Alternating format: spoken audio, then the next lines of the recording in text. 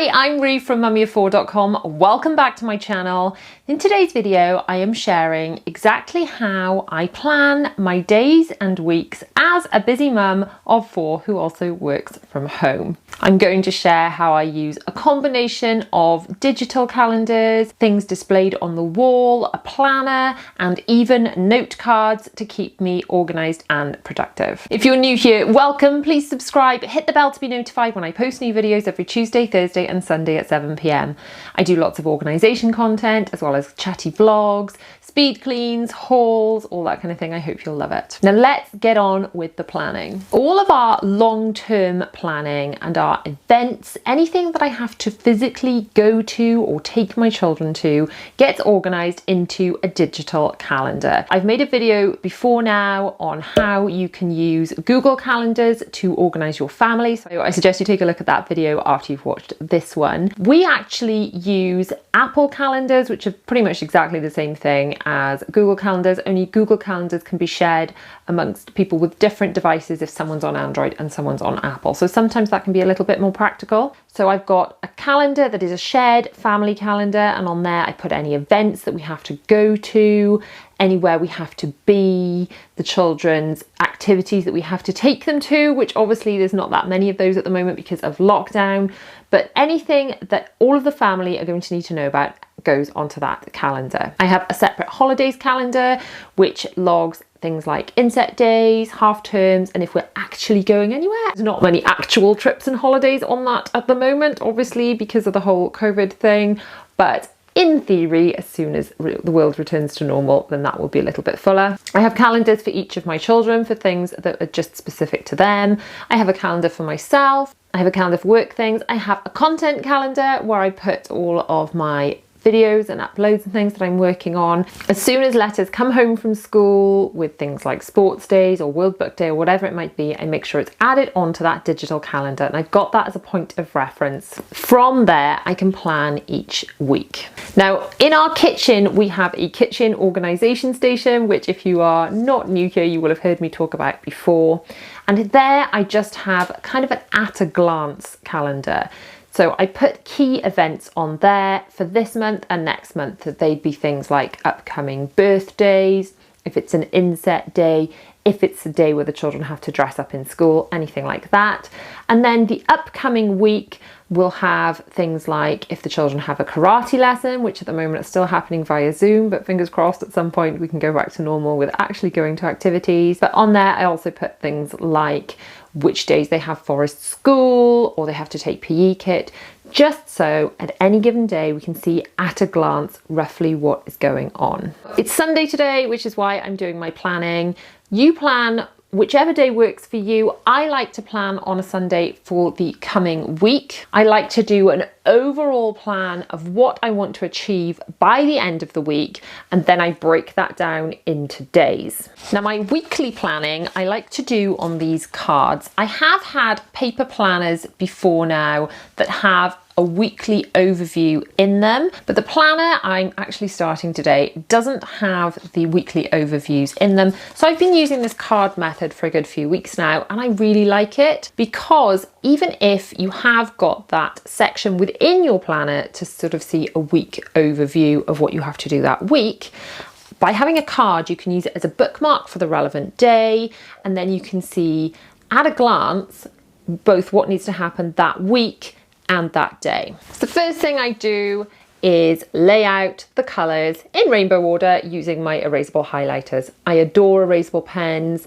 That way if there's any mistakes you can just get rid of them instantly and it doesn't bug you for the whole week. I use one side for a work to-do list and the other side for a home to-do list. I keep previous weeks tagged on a carabiner, so I've got them all there together in case I need those for reference. Now what I'm going to do is look at last week's list and see what hasn't been done and therefore has to come over to this week's list. Things on my list that have to happen, that absolutely must be done that week, and there are other things that I will get to if I have completed all of my other tasks. And I kind of put the absolute must-do items at the top of the list, and then I work down to the less urgent items, so that if those things haven't been done, they are okay to go over to the following week. So for example, if we take my work to-do list, every week I send an email out to my email club. So that was done last week, but that's a repetitive task, so that'll come on to this week's list. I have to film at least 3 videos every week because my upload schedule is a Tuesday, a Thursday and a Sunday at 7 p.m. Do make sure you are subscribed so you don't miss any videos. But what I tend to do is plan out at least 3 videos to absolutely create. And then if I've got any other upcoming video ideas or more ongoing videos, then I put those on the to-do list too. So for example, at the moment, we've got an extension being built and I'm filming a renovation series to bring you along our journey. Now, a little bit of that has to be filmed every day as the work happens. So what I'm doing is that is going on my ongoing to-do list just to kind of keep it front of mind, even though that video won't necessarily be completed in the week that is coming. Then flipping over to the other side, I copy across any to-do items that haven't been done from my personal to-do list. Now, as it happens, last week's personal to-do list, I managed to get all of it done. You have no idea how happy that makes me. But there are new to-do list items to go onto this week's list. For example, I know there are some school forms that I have to fill out. There are some shopping items I have to get done because I'm starting Christmas shopping. We'll get to that in a second. So taking a look at the upcoming month and next month, is there anything I have to do that goes on my to-do list this week? And the answer is yes. I've got some birthdays that I have to buy presents and cards for, so that is going to go on my personal to-do list this week. And looking at this actual coming week, the children have got not 1 but 2 non-uniform days. They have got a show racism, the red card day, where they have to wear something red, and Schmy Day, where they have to wear something else red. On last week's to-do list, I actually had to purchase something red for my son to wear because he only had 1 red thing, and as it happens he needed new winter clothes anyway, so I added to last week's list, purchase something red to add to William's winter wardrobe. Going on my to-do list for this week is organising the children's clothes, not just their uniform, but their non-uniform colour specific items to wear on those days. Other things to go onto my work to-do list include blog work, so that would be writing new articles for my blog and which specific things I will be writing that week. If there are any maintenance items that need to go on there, like updates and things, and then any brand work that needs to be done or any super urgent emails that need to be sent will all go on my work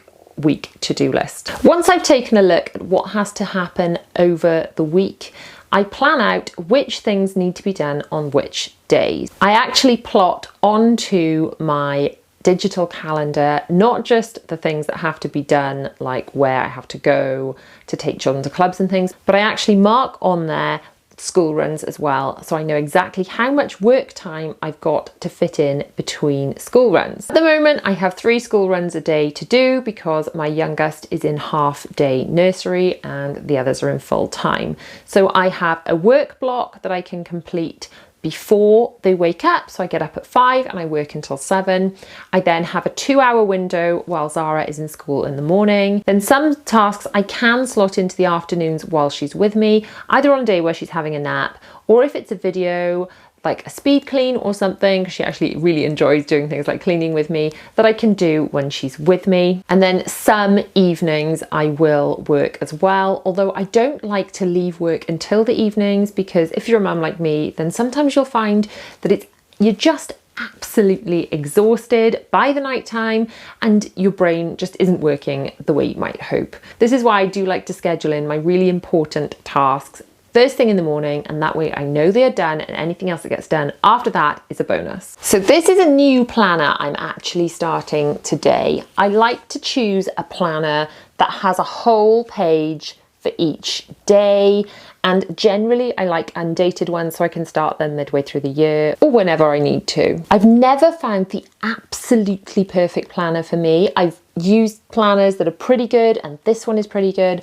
I am tempted to design my own planner that has absolutely everything I need in it. Let me know if that's a good idea. Should I do that? Let me know in the comments. For each day, I plan out which are going to be the critical tasks, the things that absolutely have to happen that day. And that might be something like a video, for example. And on this critical task list, I will write whichever video it has to be. So maybe it's my grocery haul video has to be done. Now, in this day's schedule section, I actually don't use this like a diary, like where I've got to be. I more plan out which tasks I'm going to do when. One of the first tasks I always do in the day is journaling, just to really get my head focused on what my goals are and what I need to be doing. And then after that, I would plan in some tasks in the morning. Maybe they would be editing a video from the day before that I've already shot, because obviously I can't film first thing in the morning when all my family are asleep. That first work block, I would fit in editing or post-upload work or designing thumbnails, things like that. Things that are really important but can be done quietly. Then during the block while Zara is in school, I would fit in filming or writing, anything that I sort of need a little bit of quiet for that I cannot do with a noise in the background. Now, obviously, if I'm vlogging and she's there with me, that's absolutely fine, because a vlog is just sharing kind of my day in the life.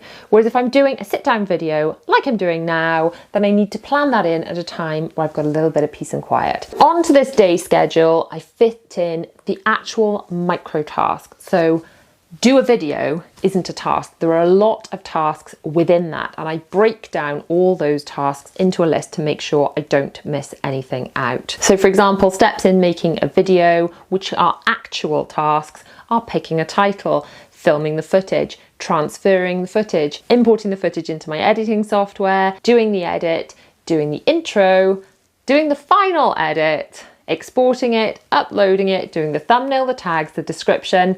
The list goes on and on. If you are interested actually in my process of how my YouTube channel works and a little behind the scenes, I did film a behind the scenes of how I work a YouTube video recently, so go and take a look at that after this. Breaking down something that has to happen, that has to be achieved, for example, creating a blog post, into smaller tasks means I don't miss anything out. If I just wrote do a blog post, I might forget to do the SEO on it or the graphics or the images and not leave enough time for those tasks. And by breaking those tasks down and putting them into my when I'm going to do them, it really, really helps.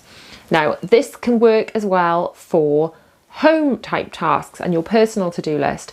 So you can schedule in when you're going to do laundry or wrap presents or do your internet banking or your personal accounts. Anything like this that's going to take a little bit of time, that's not kind of a microwave minute task. Your microwave minute, which are those few minutes that you can grab in between other tasks or while the microwave is running. But if you've got a bigger, chunkier task, like you want to clean the bathroom or you want to do something that's going to take more than a few minutes, planning it in to your to-do list with a time allocated to it will ensure that you've actually set aside time to do it and it will get done.